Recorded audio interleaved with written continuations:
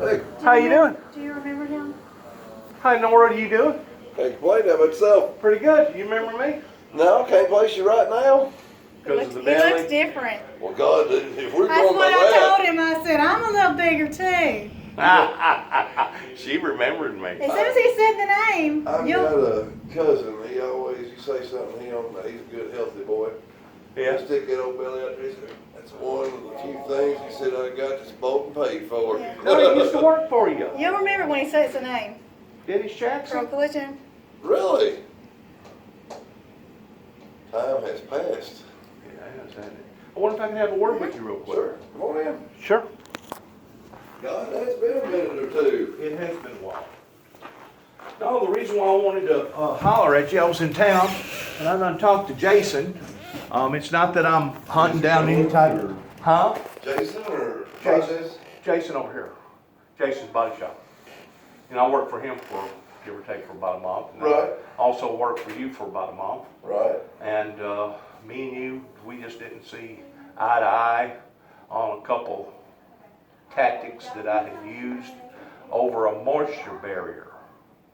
Remember a moisture barrier? I put a door skin on and I was putting a moisture Morgan barrier. and I do 50, 60 cars a week, so like all You put ain't gonna together over the years. And you're probably still having trouble towards putting my face together, towards me actually helping you. No, I remember you well. Do you really? I do. Okay. Anyways, the year You worked after, for old Matt Walker for a while. I did work for Mr. Walker for a while. Mr. Matt Walker's no longer with us. Unfortunately not. He, I heard that he got stage 4 cancer and left out pretty quick. he did. He did. He no more found out, and I bet it wasn't. 3 months later, he was gone. I don't even know if it's 3 months. I know. I don't even think it was that long.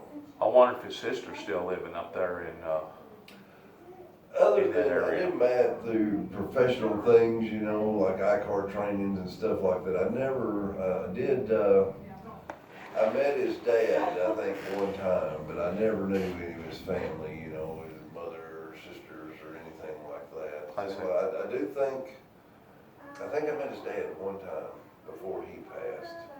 But I can't his swear dad to owned a that. record service there in South Fulton. Yeah.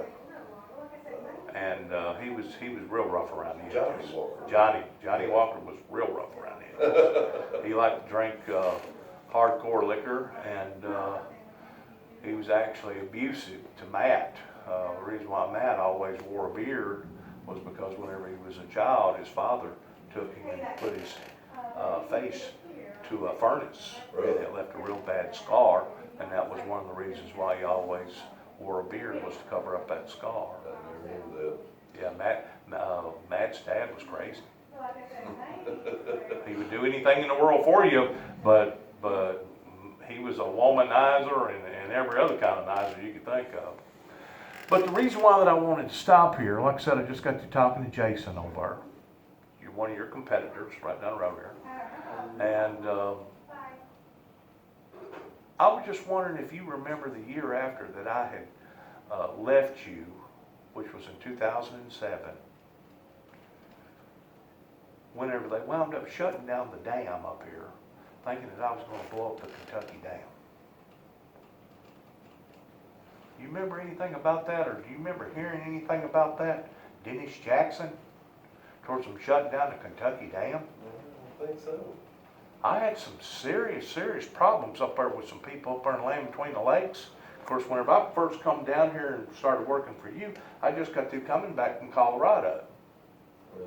Because they had put some bad things about me out here in Land Between the Lakes. But why are they so sensitive in Land Between the Lakes pertaining to their heritage and going back in what actually went on all the way back to the 30s?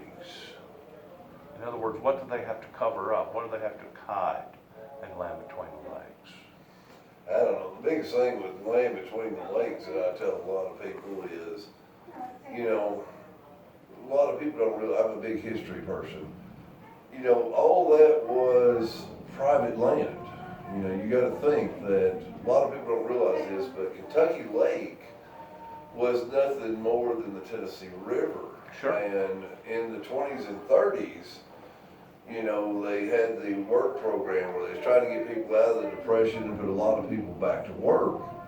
And they went in there, and may still be, but at one time, Kentucky Lake was the world's largest man-made lake. You know, they dug that lake, and, you know, extended it, and then, of course, then they flooded, you know, when they done that, they flooded a lot of the communities up there. For example, Old Edible is, a lot of people, again, I'm a big history buff. A lot of people don't realize this, but the prison, if you ever look at the prison, there's a set of steps that go down Yeah. into the water. People don't realize what that was. What was that? That was, it went to the jailhouse. Oh, it did? Yes.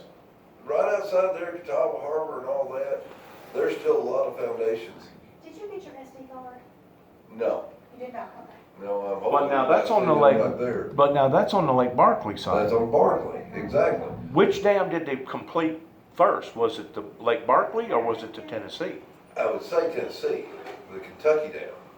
Because like I said, that was done right after the Great Depression to put people back to work. Right after 1929. Exactly, and then, you know, originally, you know, the two rivers never had a point that they come together. And then that's when, you know, right as you're going into the trace there, you know, you go over that, what they call the canal overlook. Was that man-made? That was man-made. It was man-made. That was when they connected the two lakes so that you could go from one lake to the other.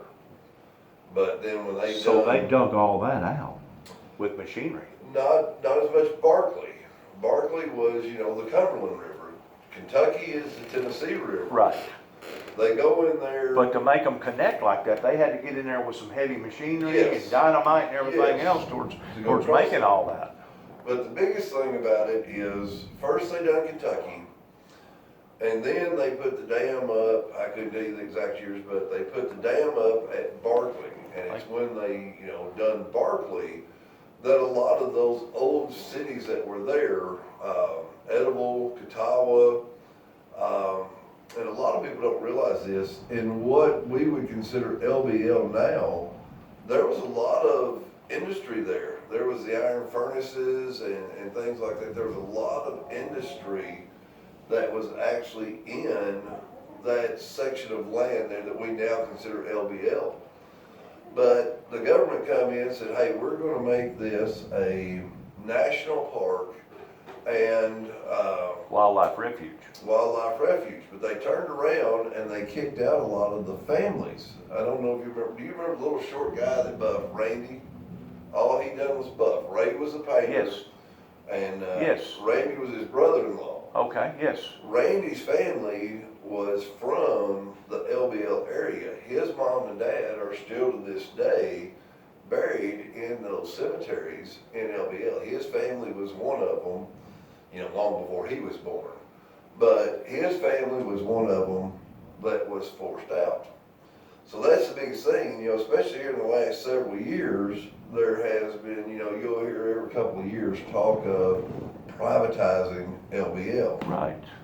Well, that really strikes a nerve with a lot of people because, you know, these families that were there that was forced out. That sacrificed so much. Exactly. They're like, you know, bullshit, you come take it from us, you basically. Well, give I us was told nothing that what for they're it. waiting on is for certain generations to die. That way the resistance movement isn't gonna be as strong. And eventually they will be able to re-privatize LBL to the point that some of those lots, and I know that you know this, some of those lots out there would probably sell, a bare 3 to 5 acre lot would probably sell easily for $50,000. Oh, it'd be more than that. You look at any property up around the lakes area that, especially if it's waterfront. I think it'd be $250,000 if it was waterfront. Oh, yeah, oh, yeah. Really? And not counting the farmland, you know, in the middles of LBL. You know, that was some of the best farmland. In other words, Kentucky's got them a gold nugget up there now, don't they? And they know that they That do. land that's there, well, even down in Tennessee, you know, that stretches all the way down in Tennessee. Yeah, all the way to Dover. There's millions upon millions of dollars worth of land there if that ever went back into. Well, see, Private whenever hands. I come out here to work for you at that time, I was fighting against them up there because I had built an Indian sacred site right up there by Sugar Bay. You know where Sugar Bay is? Sugar and Duncan Smith. Yeah, right up there on Legal Road 142. And they wound up running me off from that area and then created a false persona that I was a terrorist, like I was going to blow up the Kentucky Dam simply because I expressed in some of my wording that God had showed me that there was going to be electrical disturbances to come. And of course that was in 208 and then, in 207 and then about a year and a half later was whenever the major ice storm hit in 209 that basically shut you guys down. You remember the ice storm? I know you did. You probably made all kind of money off of it. No, there wasn't no money to be made off of it. It just shut everything down. Well, the governor had to declare a state of an emergency on about 70 different counties, didn't he? Well, he probably did, but I mean. One of the worst ice storms that Kentucky ever seen.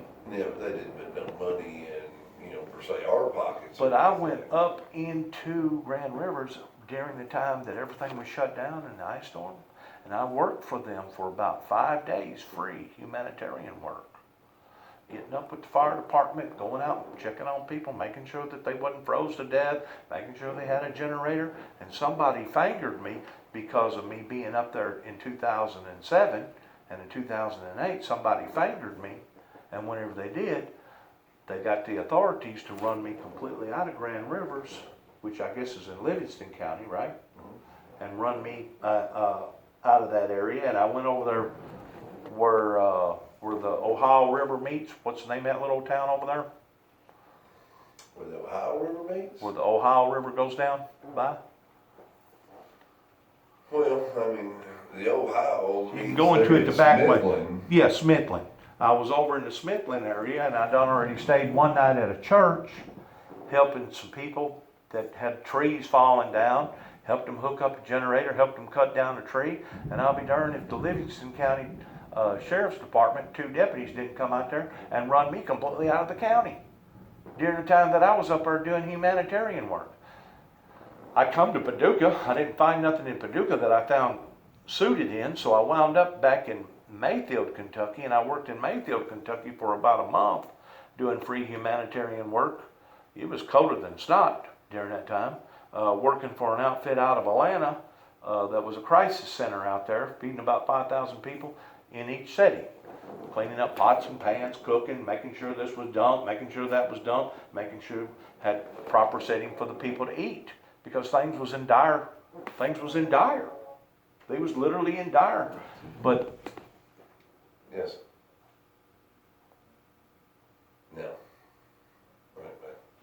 But I was just wondering if you remembered any of that about my life. Towards the dam being shut down, and I know you remember the ice storm. Oh, yeah. Like I said, the ice storm just shut everything down, but, as far as from my side of it, it didn't damage no cars, and we were off work for, I guess, about a week and a half, something like that, before they got us. Probably since then, you probably put in a generator to where you can accommodate your building now, in case it shuts down. No. Haven't. That's You still got air. You still got air out there, don't you? You still got air conditioner for your hands. Yeah. But no, if the power went off right now, we'd be sitting in the dark. We don't have any, backup generators. Now, don't get me wrong. I've always said since then, if I was ever fortunate enough to build a house or something, I would definitely put in a whole house generator. But Well, whenever you live down there by the coast, it's almost mandatory if you got a business, if you want to stay in business, to have a big generator. Big generator. That way you can still operate your business. It's almost mandatory if you're down there on the coast because they get so many hurricanes down there and everything. Yeah, but you get so many things. You got 2 choices. When it comes to generators, it's either gasoline or diesel. That's your first choice, or a natural gas generator. But in the instance of an earthquake, which is what more we would be worried with in this area, more so than hurricanes. We are getting way more tornadoes now than what we used to have. Right.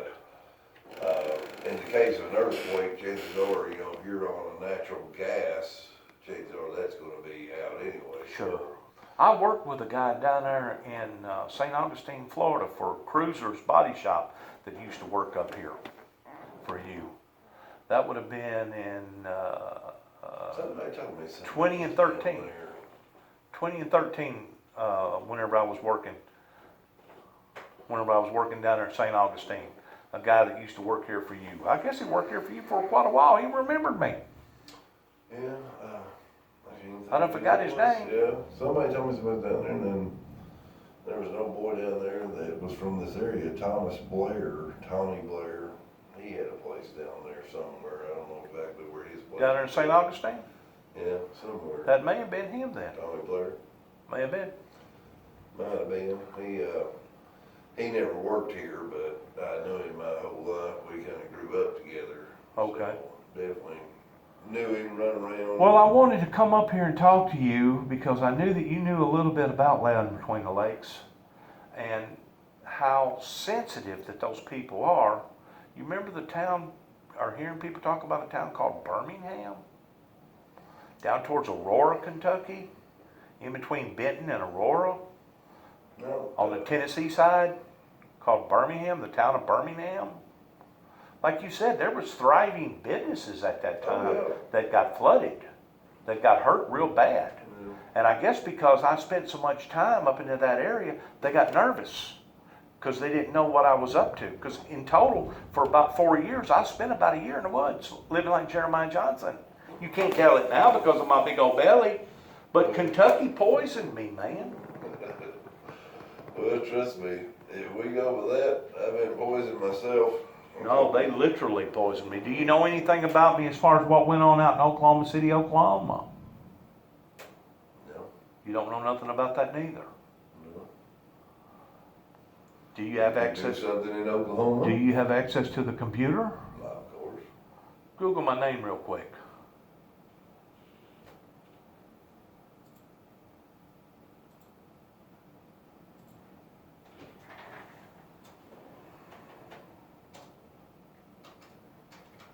Dennis James Juby, Jubby, Jackson. You got to put in Juby. Dennis James, Juby, Jubby, Dennis James, and what was it? Juby, Jubby, Jackson. And just hit Google search.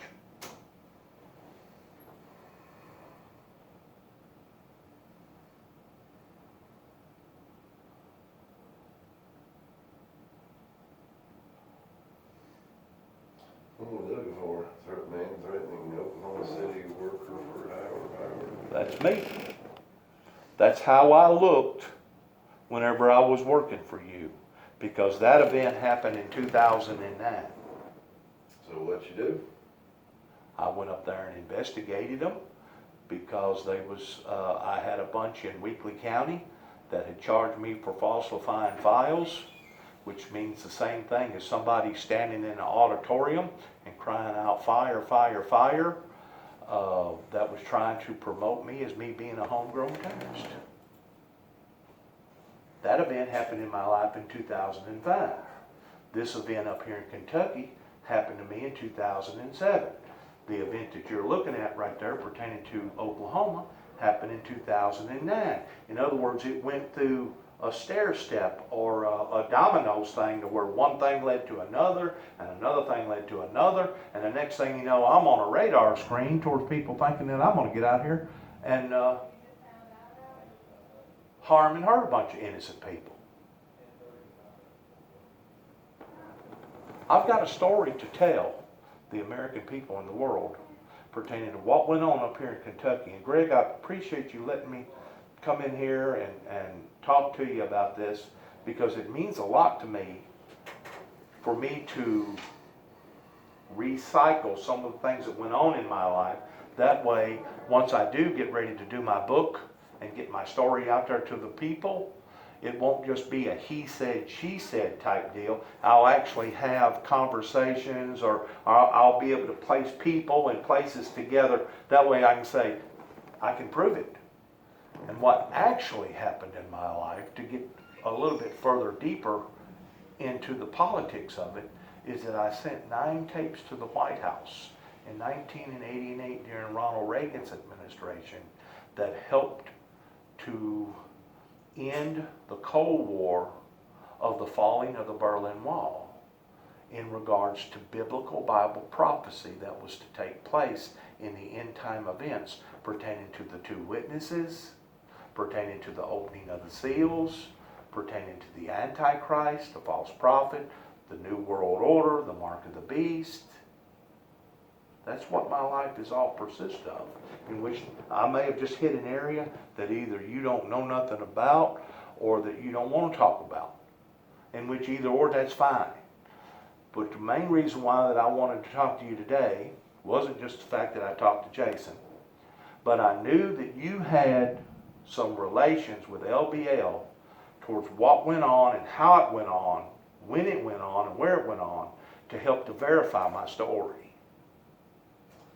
I said, I don't remember any of the dam or anything like that. So, Well, had you moved into this area? Your people moved into this area, or have you lived here all your I life? was born and raised here my whole life. You had been. How about your father and mother? Was they originally from here? So if they were still living, they'd be the ones to talk to about rather not, or are they still living? My mother my father lives in Indianapolis, so he's from this area, but he's been gone for, oh God, he's been gone 40 years. So he left. But they would probably be more favorable towards talking to about the history of Land Between the Lakes, wouldn't they?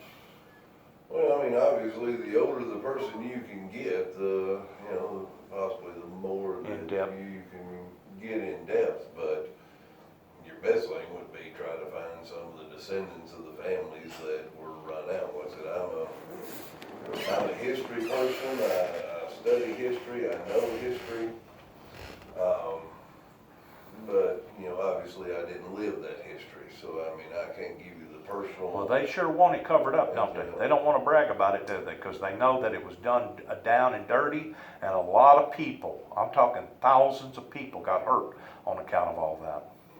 Probably so. I mean, one thing I agree, I don't know about any conspiracy theories or anything like that, but. Well, the conspiracy theory is the fact that they're going to open it back up, publicize it, and whenever they do, people's going to make millions and millions of dollars off of it. I would agree, as far as, obviously the more generations that go on, such as, The less resistance. Exactly. You talk about Randy, just that worked for me. Right.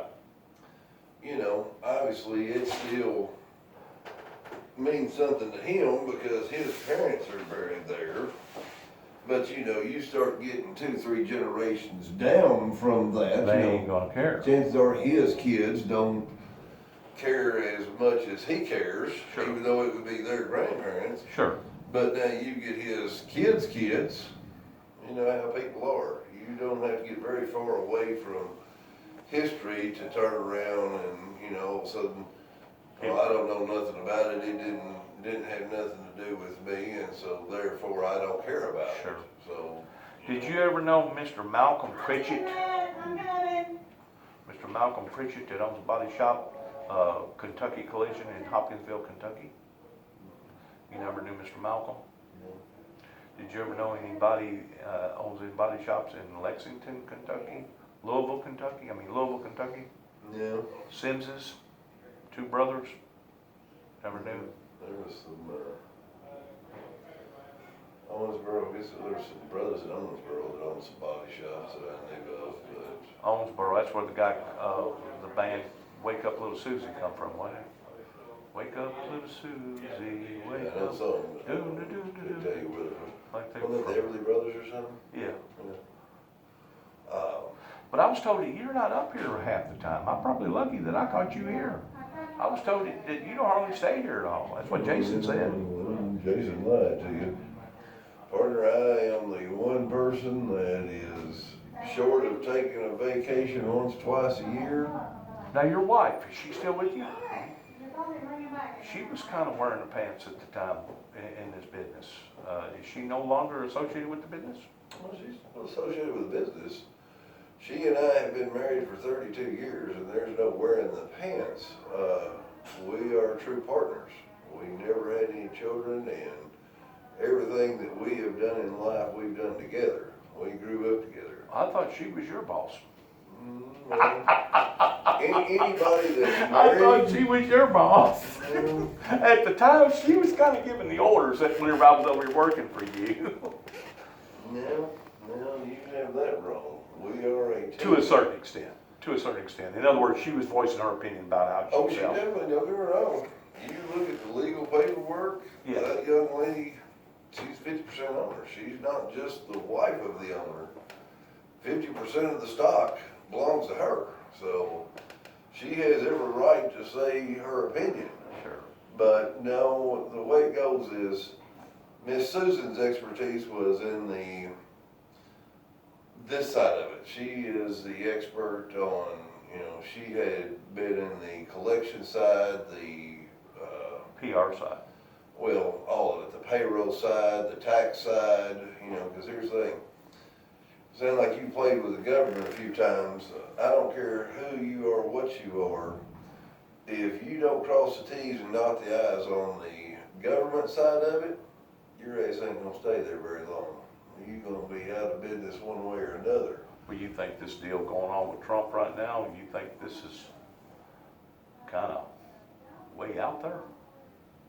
We talk about Trump, the COVID or what? Well, the way that he handles himself, his unprofessionalism and everything. I mean, now they're coming up with an idea that possibly knew about some stuff going on with Russia and putting out bounties on our American soldiers, and Trump didn't do nothing about after he was exposed to that knowledge. I mean, come on. Well, What the hell's going on there here? was some reports come out on that today stating that was unconfirmed information, and they're not gonna report unconfirmed information because, if you're somebody, it'd be like, think like this.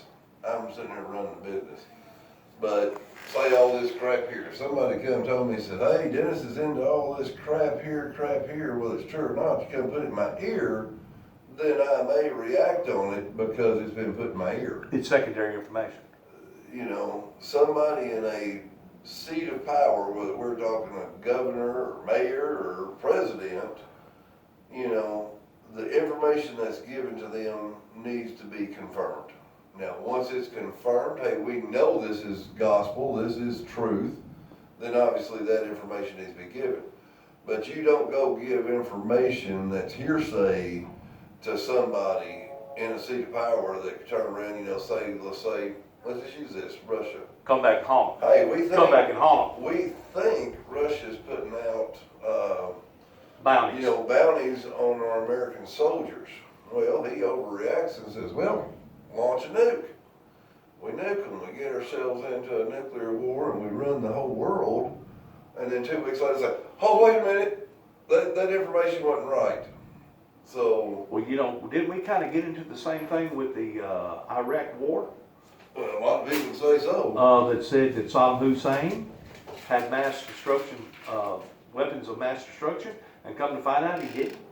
Well, How much did that cost us? About $7 trillion. And God only knows that the loss of life that it cost us. As I far as, don't get off on politics, I have no control over that, but wasn't that I misguided don't care information? whether, you're on the left or the right.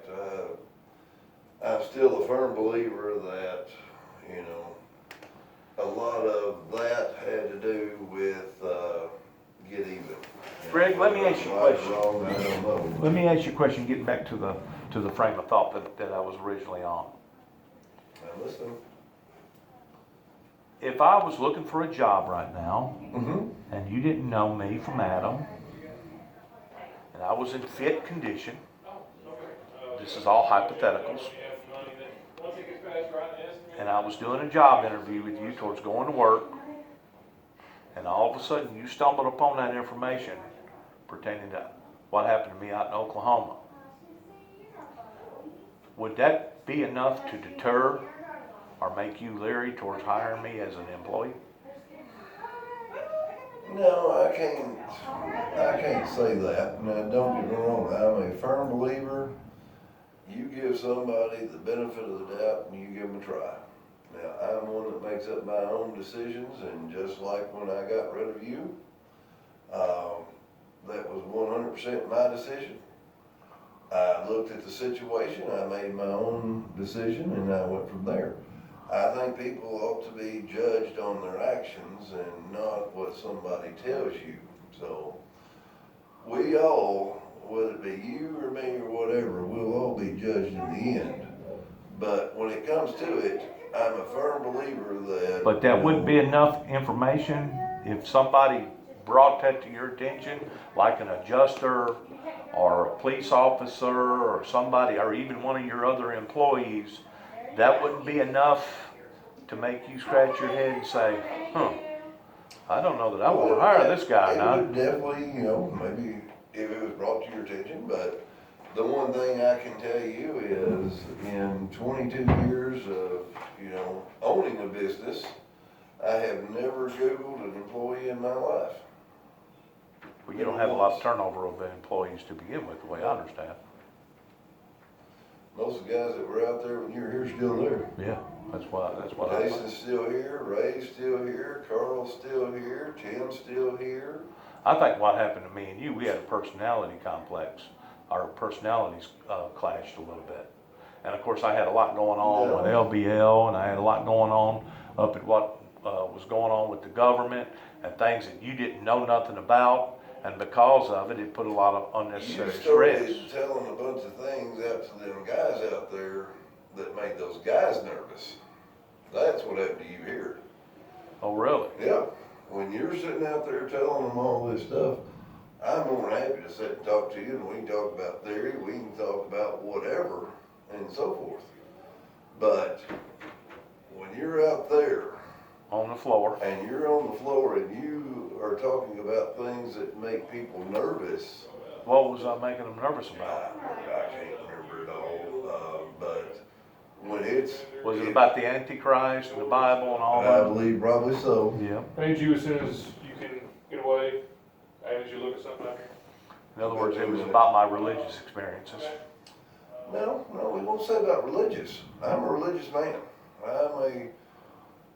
I can sit and talk to you about religion. It is nothing, and that's the reason that I judge a man by his acts, not by what somebody tells me. I'm one that will give somebody. But I must have raised a red flag with somebody out there to the degree that you let me go.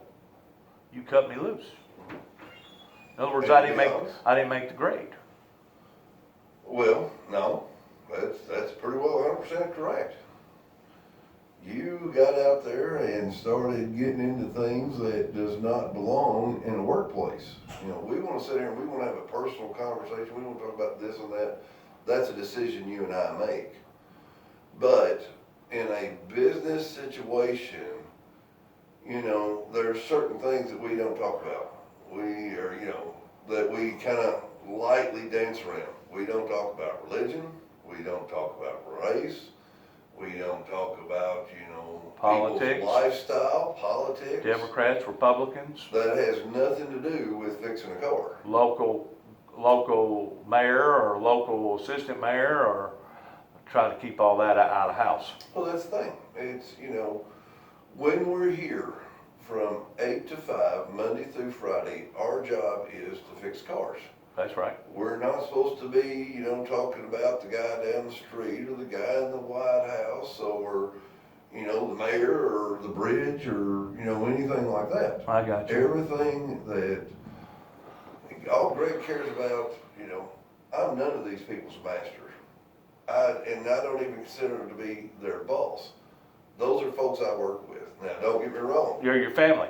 They're your family. When the crap starts hitting the fan and somebody has to take responsibility, I'm the guy that has to take responsibility because I sit at the uncomfortable desk. But that doesn't mean The that... buck stops here at this desk. Well, here's the thing, partner. The thing I'll tell you, I'll tell anybody, I am no better than anyone else. I put my pants on just like anybody else. I tell people I've never been rich, I'm never gonna be rich. Well, I'm fine with that. I make a comfortable living. Basically, I fix a few cars and I dream of the day that I no longer have to work. But here's the thing, the one thing I tell people and the one rule that I try to live by more than any, it is easier for a camel to get to the eye of the needle than a rich man to get to heaven. That's what the word says. That's exactly what the word says. We're also supposed to make our living by the sweat of our brow. So I'm a religious guy. I don't get out here and I don't thump the Bible. I'm a sinner. I fall short of grace every day. I'm just a man. That's all there is to it. I'm no better than. Do you care if I get one of your cards? No, go right ahead. I'm no better than anybody else. I am just a person that's trying to. But what you're telling me, Greg, set me straight on this, is that you basically let me go because of a PR, a public relations status, out there on the floor because I was yik-yakking and talking about some No. things that was making people feel No. uncomfortable. You make people uncomfortable. The work, I'll be straight up with you. Like I said, I care about every car I fix, from the You cheapest. really didn't have time to judge my work because I really didn't work for you that long. I had time to judge the work. I worked for you, what, for 2 weeks? Probably. Be honest with you, partner, there's a lot of times I can tell them 2 days. It's how you go in everything, and I'm not saying that bad. What I tell people that work for me, especially younger guys. And if my work wasn't sufficient in your eyes, I understand. You ain't gonna hurt my feelings Right. by telling me that my work wasn't I'm not sufficient. trying to pussyfoot around it. I've done told you that. It was not up to the standard, because here's the thing, when I tell people, I had a lot on my mind. when I don't doubt that. I did. But what I tell people is, when you learn to fix a car Greg's way, the right way, whether it be the biggest piece of shit that comes to this door, or it's that brand new 7 Series BMW, $120-something thousand, it doesn't matter. They're all paying the same money. We do not have a sliding scale of quality. Well, hey, this is a nice car. We need to really do good work. Hey, this is a piece of shit. I can get away with this. No, they're all paying the same money. And the thing about me is, and still to this day, every car out there means the same to me. These cars are not units. They are cars that we fix, and I fix every car just like I would. Their transportation. If it don't matter. But- I fix every car just like I'd fix it if it was my own. Absolutely. I was fixing it for my wife, my mother. Absolutely. And what I tell people is, if you want to put your ass in it and haul down that interstate at 80, 100 miles an hour, how can you ask me to put that mother and kid in that same car? I understand. So when it comes down to it, if there's ever a question, especially when it comes to safety, and I'm not saying you've done this, I'm just saying, if there's ever a question about somebody's safety, whether it be airbag, suspension, I err on the side of caution. Here's the thing, I've never been rich, I'm never gonna be rich. But my issue wasn't over nothing pertaining to a safety issue. My issue was over a moisture barrier. But the quality wasn't there. If that moisture barrier, you and I are not engineers. If that was there from the factory, it should be 100% the way it was the day it rolled out of that factory, or better. I think what We do not I think get the what the right deal to was, say- whenever I took the original moisture We barrier, cut it up, wasn't it? I tore it up, getting it off. And rather than me putting a plastic moisture barrier back on it, I fumigated a new moisture barrier by putting a piece of paper with some masking tape on it. Mhm. And that wasn't good enough for you. No, and it still ain't.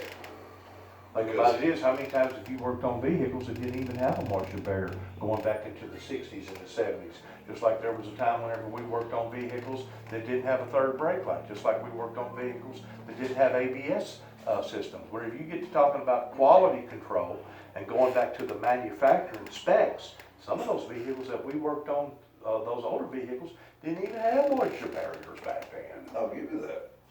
But Didn't here's even the have thing, moisture barriers. because we. But I got ridiculed because I But tore up the old one and I decided to implement a new if one. we was ignorant when we're young, don't forgive us being ignorant when we're old. So what I mean by that is, even myself, I can tell you times in the early 80s when you had that frame rail that was kinked up and wadded up. What was our practice back then?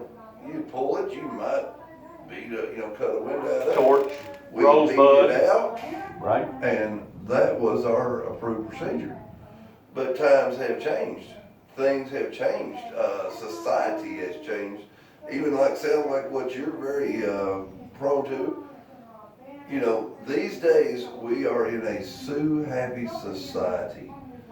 If, for example, that airbag's not done correctly, if that frame rail is not done correctly, not only does the I understand shop all those issues. I hold understand all those liability, issues. the technician holds liability. I know. So, to sit here and say, well, cars used to not have moisture barriers. Well, we also used to beat out frame rails. Now, if I've got a BMW that bends more than 2 millimeters, the thickness of 2 dimes, that rail gets replaced. That is a change in the times. That is a change in the technology, because now, you may still be doing cars, I don't know. No, I'm Now, not. frame rails are aluminum on a lot of vehicles. Cars have gone to aluminum. Ford pickup trucks, the whole damn thing has gone to aluminum. Yeah, I knew that Ford had. You go to put it on the uniside, you're replacing the roof. I know. It's the craziest shit you've ever seen. I know. But The techniques has changed. Just like Corvette, whenever you put together a Corvette, it is mostly two-part adhesive glue that you glue stuff together. You glue your frame rails, you glue your floor pans, you glue There's the you thing. glue stuff together. and that's a part of it is, as technology changes, as these cars change, and here's the thing, I'll be honest with you. I've done this for 32 years. It's been good to me. Like I said, I've never gotten rich, live a comfortable life. But Dennis, I'll be honest with you. I told my little brother just today, I sat there and looked and he was talking, I said, just joking, I said, I can't wait, and I pointed to one of them cars, I said, I can't wait till the day I go, you see that car right there? That's the last son of a bitch I've ever fixed in my life. It's not gotten no easier, people have gotten crazier, insurance companies have gotten crazier. What we deal with. It's more complex today. Well, here's the thing. Much more complex. You may not realize this, even when you was here, 2007? We had a scanner then, we got our first scanner in 1998. Now, I tell everybody, when we had our first scanner in 1998, we were really on the cutting edge of cars at that point. Here's the thing.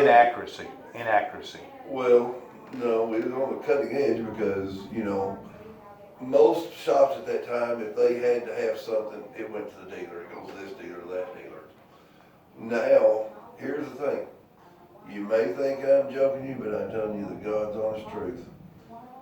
Every car that's out there right now, and I mean every car, gets a computer hooked up to it. Not, well, we gotta do this one, we ain't gotta do that one, we gotta do this, we ain't gotta do that. Every car out there has to be hooked to a computer. Why is that, Greg? Just to make sure that it ain't throwing no codes? Just to make sure that everything's just to make sure everything's in the green? Here in a second. Just to make sure that you're not gonna be held liable on down the road towards something gonna have to go to a dealership and be reset? It is to make sure that the car is right, that you have done what we said we would do when we fix that vehicle. Yeah, but if you're replacing a mirror, what's the sense of hooking up a computer to replacing a mirror? Do you know how many cars now have have cameras in the mirror? You put a mirror on that car has to be calibrated because it has a camera in the mirror. See this? These are all reports. They all come to my computer. But we'll just show you, like, here for example, here's a little 20 Honda. Every one of them. Well, I know some of those Hondas, whenever you pull the passenger seat it throws a red flag on the computer, and you do have to manually go in and reset the computer just to be able to turn the blinking light off, simply because you unplugged it Yeah. to remove the seat. Here's kind of a simple one. Here's a 2018 Ford Explorer. Look at every one of these right here. Mm-hmm. Those are all onboard computers. Okay. And you can say, I don't have a clue what we done to this one. Right here, lost communication with image processing module B. Headlamp switch input short to ground. Headlamp switch input short to ground. Driver's left, here's actually one of the mirror. Driver left, right mirror motor circuit short to ground. I know what that is, but you know what that is? What? They took the door apart. They took the door apart to paint it, they took the mirror off, and it instantly tripped code. But like I said, this is one car, and look at all these computers on here. All these green and yellow dots to this point right here. There's like, what, 40 computers on that one car? Most of them. We're actually getting some Mercedes and all that have 50 and 60 computers on board. I'm telling you, cars, if you took me back. They're almost more complex than an airplane, aren't they? Well, there's the Or thing. just as complex as an airplane. If I was a young man right now, and I've got one little young man out there, he's about mid-20s. If I was his age and going into repairing cars now, It wouldn't be the automotive trade, would it? I wouldn't do it. I wouldn't do it again for nothing. Like I said, If you had to do all over again, you would probably open up a business milking cows or something. I'd have done something. For me, I didn't finish, but I had a couple of years in college and my major was Business. mechanical and technical engineering. Okay. My thing when I first started, I thought Greg was gonna be the one designing those cars. Didn't happen, so I ended up fixing them. Now, if you told me, if you take me back to 20 years old when I started doing this for a living, what I would deal with right now, I swear to you, I'd never touch a car. You'd run Never back, would. you'd run backwards, huh? Never would. And then when you're in a sue-happy society that, with the way people Now you are, gotta take pictures of everything and document everything. It doesn't matter if it's a pothole, see, you just it don't. don't matter if it's a scratch or a You dent. don't have a clue. You document everything. People Yeah. are more dishonest than they are honest now, and because of it, you come in with a right scrape on a right fender, and the next thing you know, well, that dent wasn't in that quarter panel whenever I brought it in here. Well, yes, it was. Here's a picture of it. Here's your sign. Well, I didn't have no burnt holes in my seat. Well, here's your sign. Yeah, but So you gotta validate and prove everything. Just like you putting it on a computer, and that's what you're doing. You're covering your back. You're covering your ass. You're putting it on a computer. You're getting a printout, and the printout says, according to the computer, all these other computers are all good. that's a roundabout way of looking at it, but pretty Liability issues. much. Exactly. Even if it is just And putting on a mirror. Even if it don't have Liability issues a camera on it. not getting smaller, they're getting bigger every day. There is no mistakes in this day and time. There was a day and time that if a man or woman made a mistake, you could turn around and say, ma'am, sir, I'm sorry, I made a mistake. right. In this day and time, a mistake means They want to sue you over it. you're in court. Yeah. And that is a sign of the society, and like I said, I'm not into that. I'm a religious guy. My thing is, I want to do right by people, do the very best repair that me and my people can do, and be able to look, whether it be you in the eye, that customer in the eye, or this person in the eye, and put my head on the pillow at night and know that I can talk. So you validate your decision towards letting me go, towards me not cutting the grade, simply over a moisture barrier? Partner, it was more than a moisture barrier. I'm not going to rehash the past with you. I made a decision that I felt like was right, and yes, sir, I put my head on the pillow and had no trouble at all going to sleep. And I guess now, since you've looked at the computer screen towards what went on in my life I in could give a rat's 2009, ass about That just helps to validate your No, sir. decision. You're the one that brought that up. I am. I don't give a rat's ass about that. I judge you as a man. Right now, you have done nothing to me. You haven't, in my eyes, sinned against me or hated against me or done anything to me. Good. I wish no ill will to you whatsoever. Thank you. But at the And, same and vice time, versa. well, that's it. I think you're a good man. I want only the best for you and, hope, health and prosperity to you. Thank you. But I'm also not a guy, I'm not a guy that pussyfoots around. I'll tell you exactly what So I have think. one more other question, Greg. Go ahead. And this is irrelevant to everything that we've talked about. Out of all the presidencies that the United States has ever had, which is give or take about the 45th, I think, is that one there your favorite? I told you it was an irrelevant Lincoln. question. Why did you got Lincoln? Lincoln has his own demons. Not many people research Lincoln and know, because here's the thing. There's a lot of people who turn around and say, Lincoln freed the slaves, therefore he's a good man. Somewhat. A lot of people don't realize this. The U.S. government set up the country of Libya. Are you aware of that? I think I've touched base on that.